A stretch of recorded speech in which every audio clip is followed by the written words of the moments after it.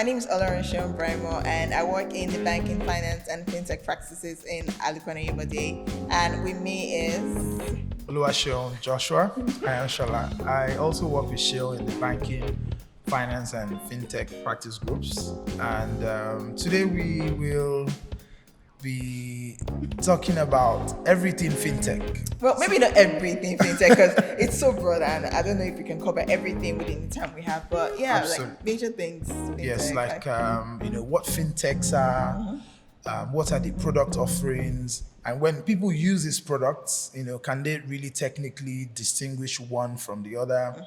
How they are regulated? What are the trends? What's the craze about FinTech? So you have Seunbi here is an expert. Please, this is my guy right here. So would this is going to be conversational, and we're trying.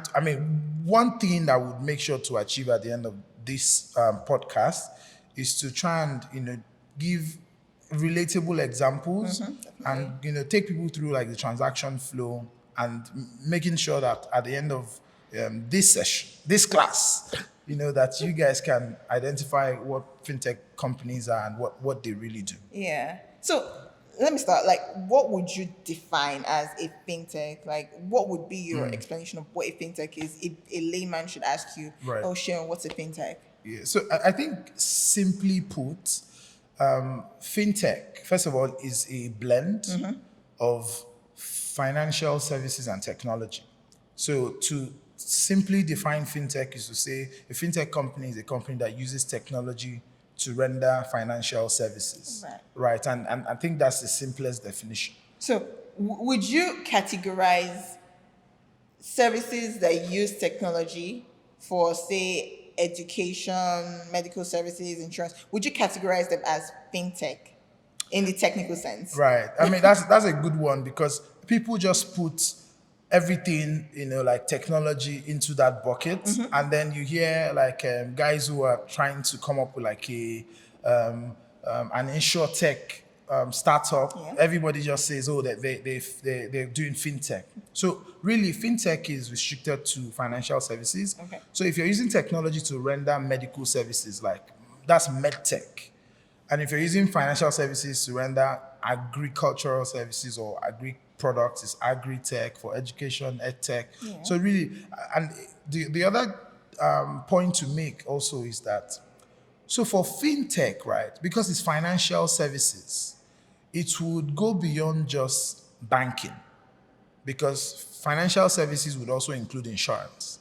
So although the major regulator and the most active regulator for FinTech in Nigeria is the CBN, like FinTech should also cover insurance because that's also financial services. So you would say insurtech still falls under FinTech? Absolutely.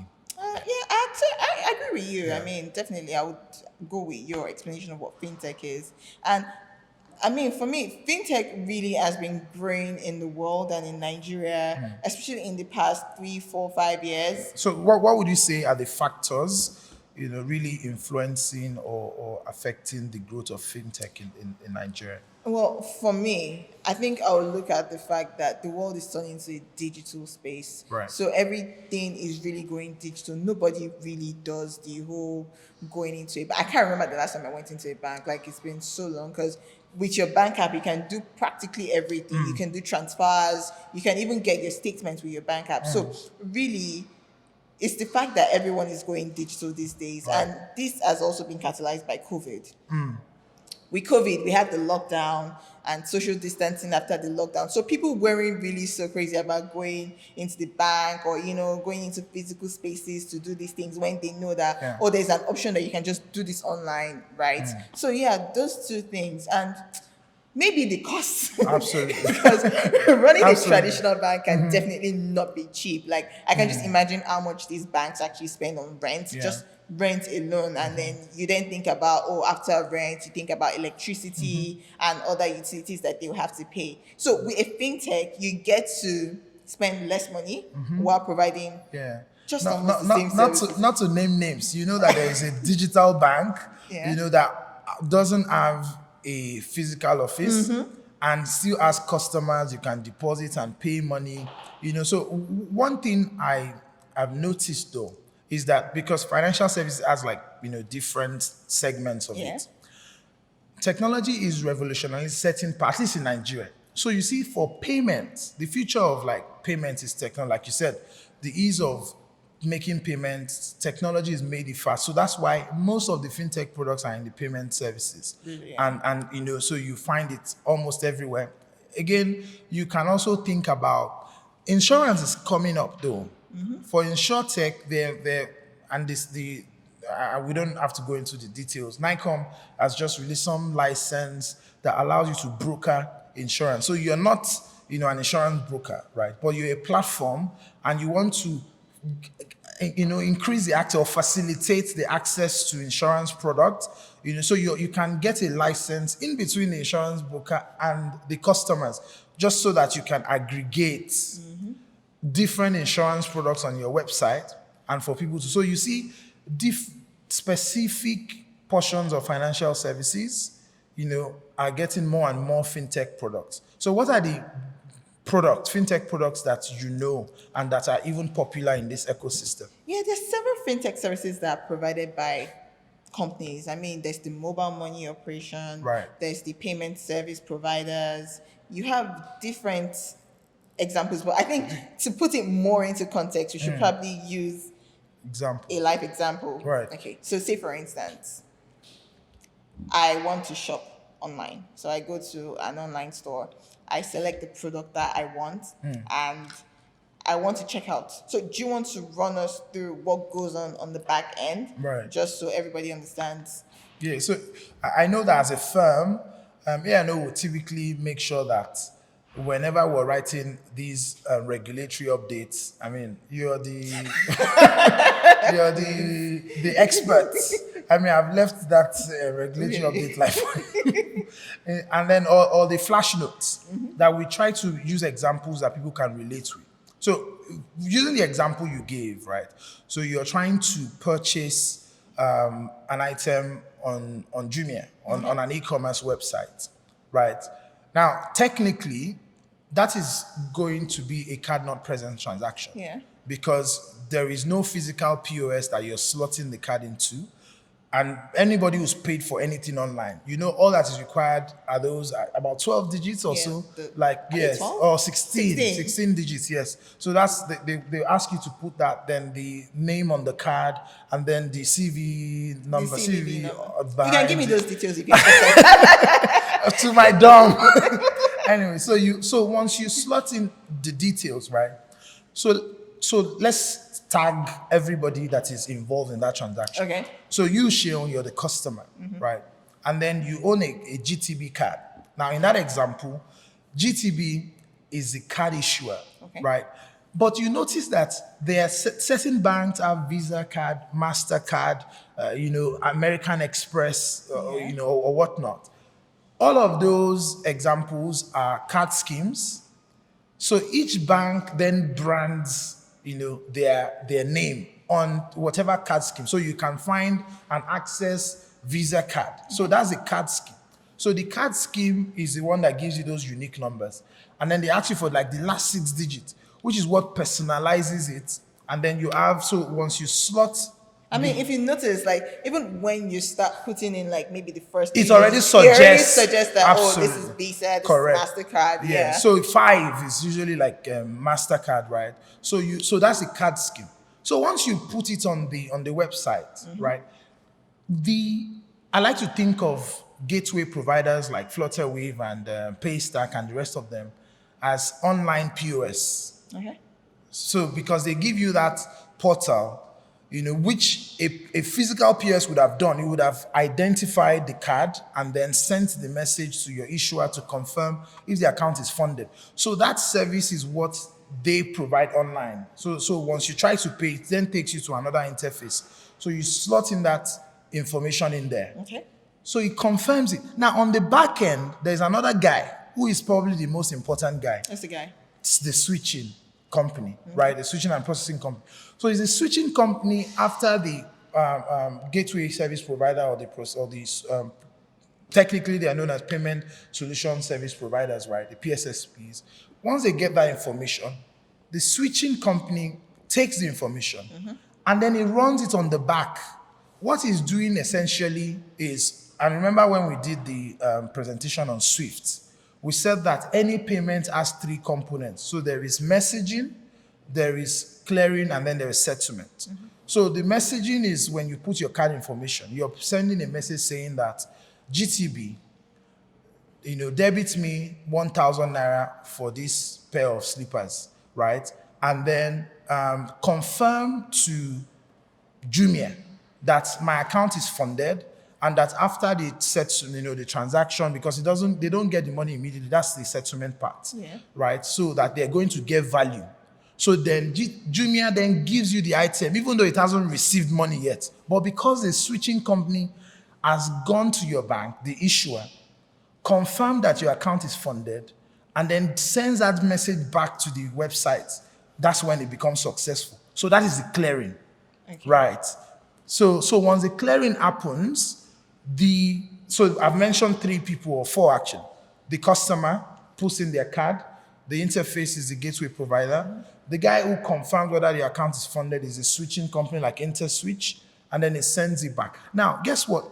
The merchant is the person you're trying to buy something from, Jumia. Okay.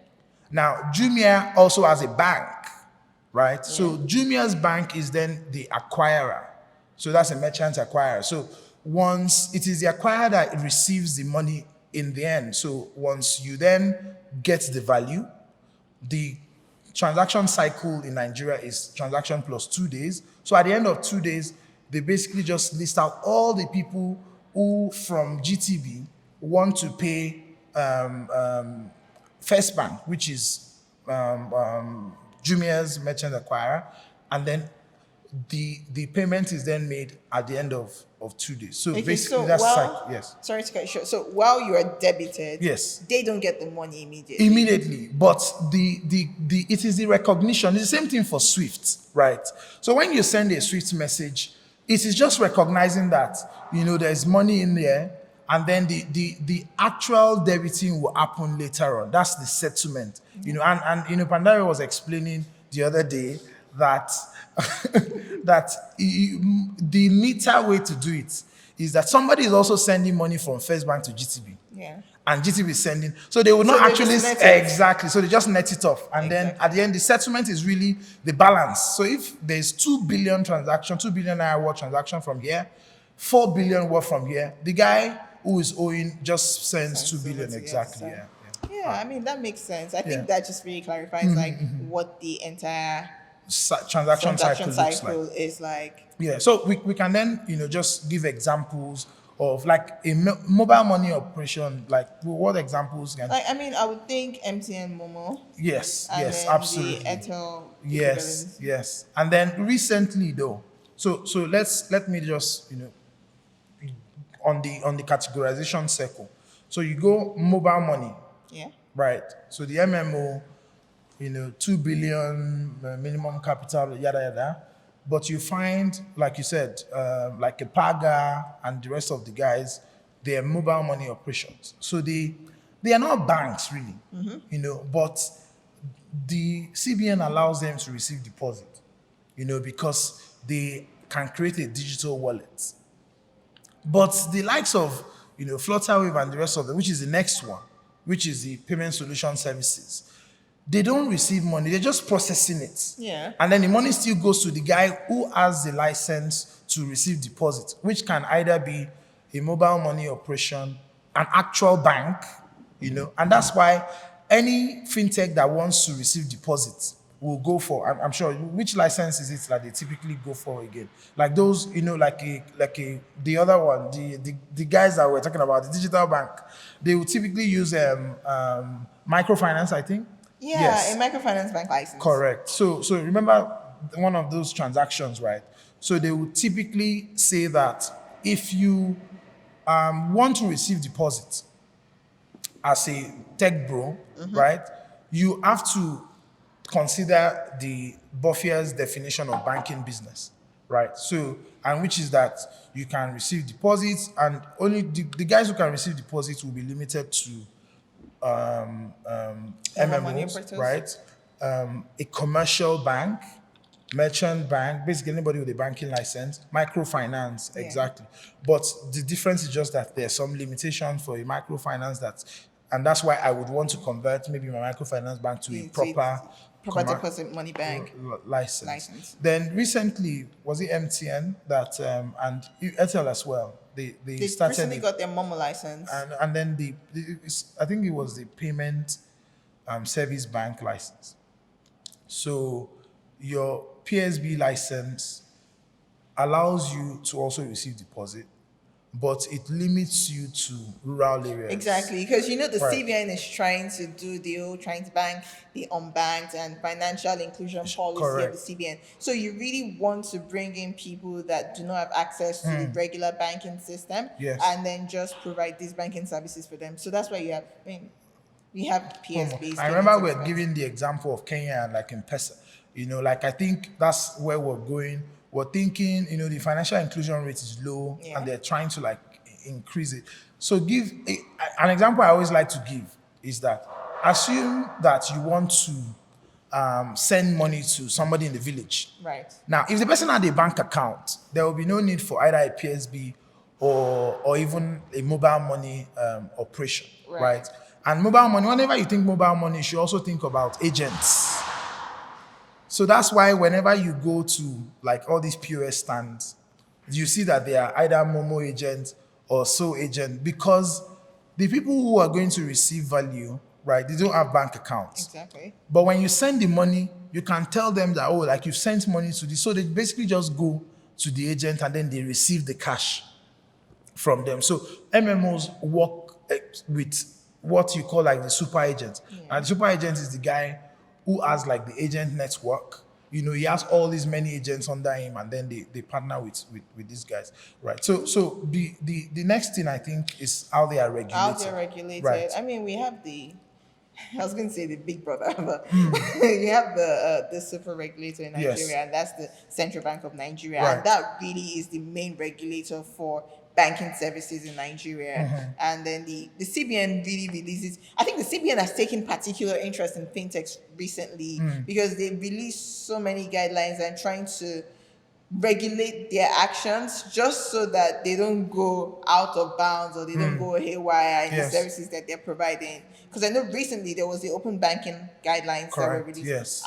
They were not the guidelines actually. Were they the guidelines of the So framework? there was a guideline and there was a framework. And now they right? released the framework for I open think the banking framework, in Nigeria. then the guidelines. Yeah, the framework came first, and then the guidelines is a bit more granular. Yeah. Yeah. What are the other regulators? I don't think it can't be only the CBN. I mean, if you think banking, yes, because you're dealing with customers and they have personal information. Yes. So I would think data protection as well. And Absolutely. then the data regulator in Nigeria, that's the NITA, Yes, the yes. Nigerian Information Technology Development Agency. So you think about that as a regulator for fintechs in Nigeria as well. as well. Yeah. And then when you're also in specific sectors, you get You so want yeah. to be, imagine if you're an insurtech, so you want NICOM, like the that's the Nigerian Insurance So Commission. so depending on like your service offering, you may also be affected by regulations by specific industries. And then I can imagine fintechs also trying to raise funding. Yeah. The SEC will probably be interested. CSC in will something also like be a that. regulator. Even the CSC Absolutely. would be a regulator because so any you need to register. Yeah. So Yeah. I mean, the CSC regulates just about every company Yeah. in Nigeria. So Yeah. definitely the CSC, the SEC, Securities and Exchange Commission. So Yeah. there are quite a number of regulators in Nigeria controlling the fintech space. So the one interesting thing that I've seen is how like fintech companies are structured. So you see how that a lot of them want incorporate in the US, maybe in Delaware, Yeah. I mean, Mauritius, not until recently, maybe because of like, well, we can't, let's not go into the details of that, right? And then they have Nigerian companies, right? So I was discussing with somebody, and I was curious as to why they would, structure that way. One thing, they had said was that it's neater when you want to expand, that all your shareholders are, in the parent company, and then the guy just only owns, the individual subsidiary, right?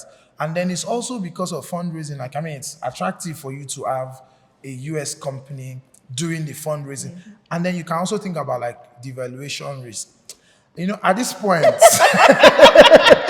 I feel like this is what people should be paying money for. So maybe we can, but yeah, like, I mean, you can think about how recently, like, a company. So imagine you're a Nigerian company, no US company. Right. You raise all your money in dollars, and now you convert all of it into a Nigerian bank account. So devaluation is eating it. That's But the if you money. raised the money offshore, right, and then you only just draw down the amount that you need, so you can always hedge against that foreign exchange. So that's why some people also prefer to, like, structure abroad and whatnot. So we're going to talk about, like, open banking, Yeah. right? So I mean, what's open banking to you?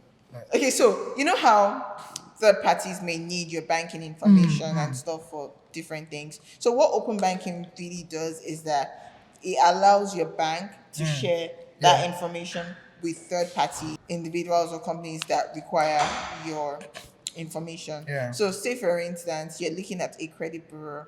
I'm not sure if that would Yeah, fall yeah, under. yeah, absolutely. So a credit bureau, and your bank wants to give your banking information like your statements, your transactions and stuff to your credit bureau. So the open banking guidelines will really just sort of regulate that kind of interaction between that credit bureau and the bank.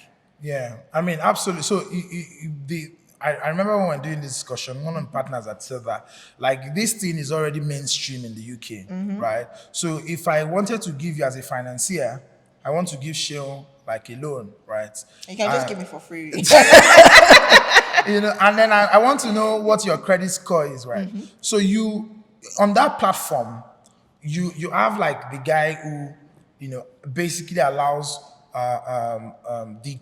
the financier to access your financial information. So that access that you're granting, right, is, first of all, open banking is permissioned access to data. So meaning that if the customer didn't give access, then you shouldn't have access to it, right? So then there are categories of people who should have access to certain, sensitive data. A credit score is not something that you should give to somebody that is not regulated, Definitely right? not. So for a financier, a bank, that's regulated by the CBN, wants to know what your credit score is. Basically, you're saying your bank should give your financial information to that credit or like bureau, right? And then they basically would then do the analysis and then arrive at a credit score. Now, it is that credit score that is then given to whoever wants to, give you money and whatnot. So you in the guidelines, what the guideline is done, right, is to just give certain responsibilities to different categories of people. Yeah. So you have in the market today, you have like a Mono, Okra, and the rest of the guys who are called the API provider, right? And the open banking thrives on that technology known as the API, and that's like I think application programming application, interface, software. right? So the API didn't come with open banking. It's a technology that's always existed. So think about, I know you're going on vacation and you're trying to buy like a ticket flight ticket, right? If you were trying to buy BA and you went on their website directly, you're basically just interacting with BA directly. Right. So you ask them, you're traveling on this day, blah blah. So really, like, there is no API involved, right? But assume that you go on Waka Now. Yeah. Now, Waka Now is not an airline. It is a traveling agency. So Waka Now uses API to aggregate information from different airlines and then puts it on their website. So the API is the access that they get to each of the different airlines to just aggregate the information, and then you consolidate it on their website. Yeah. So when you're going on the website and then you say flies from Lagos to London, immediately, like, you why are you laughing? Immediately it just goes and then like picks the information from those different, and then it aggregates it and puts. So the same thing with open banking. So when you say you give an application access to your financial data across different banks, And then that website then puts all your, imagine it will be very cool. That product doesn't exist yet, but imagine there is You just gave someone an idea. an idea for, you get it, like for you to see all your bank balances at a glance. Oh, I think there is actually something like that. Something like I that, just yeah? can't remember the name right now. So imagine that there was an application that allows you. It's only open banking and API that can make that possible. So you're basically giving access to all your bank apps, right? In a single one, and then that also allows that application to do the analysis of how much you earn, your income, how much money you spend, and then it can advise you how much of your income you need to save. I mean, that's what I feel like you're giving too much industry. and that's the idea, that if open banking comes, it will give people ideas for many products. Yeah. So again, like you said, because the CBN is a little bit too crazy about fintech, right? It's why they would want open banking to be a thing, regulated, exactly, yeah. so that they can. So I mean, it's to sum up. How would I think we've said a lot. Yeah, I think we've even too much for one session.